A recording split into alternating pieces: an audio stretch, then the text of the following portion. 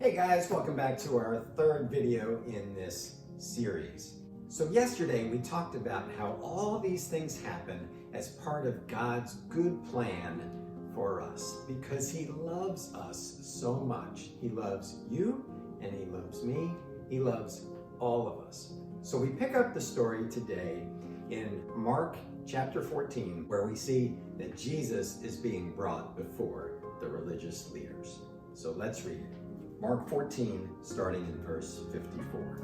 Inside, the chief priests and the entire high council were trying to find evidence against Jesus so they could put him to death. But they couldn't find any. Many false witnesses spoke against him, but they contradicted each other. Finally, some men stood up and gave this false testimony. "We heard him say, 'I will destroy this temple made with human hands, and in 3 days I will build another, made without human hands.' But even then, they didn't get their story straight." Then the high priest stood up before the others and asked Jesus, "Well, aren't you going to answer these charges? What do you have to say for yourself?" But Jesus was silent and made no reply. Then the high priest asked him, "Are you the Messiah, the Son of the Blessed One?" Jesus said, "I am. And you will see the Son of Man seated in the place of power at God's right hand and coming on the clouds of heaven." Then the high priest tore his clothing to show his horror and said, "Why do you need other witnesses? You have all heard this blasphemy. What is your verdict?" "Guilty," they all cried. "He deserves to die." But it didn't seem to matter. The crowd and the high priest had made up their minds.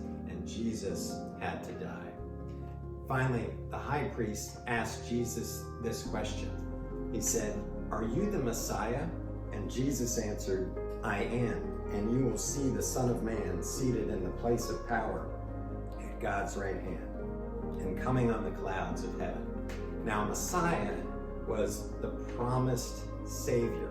This was the Savior that had been talked about and promised way back, starting in the book of Genesis and all through the Old Testament. So for generation after generation, they were waiting for this promised Messiah.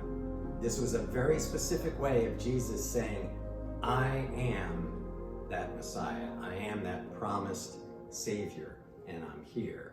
And this upset the high priest so much. In fact, he was so upset that he took his robe and he ripped it. This was a sign back in those times when you tore your robe like that. It might be something you do in mourning or just anytime you were really, really upset.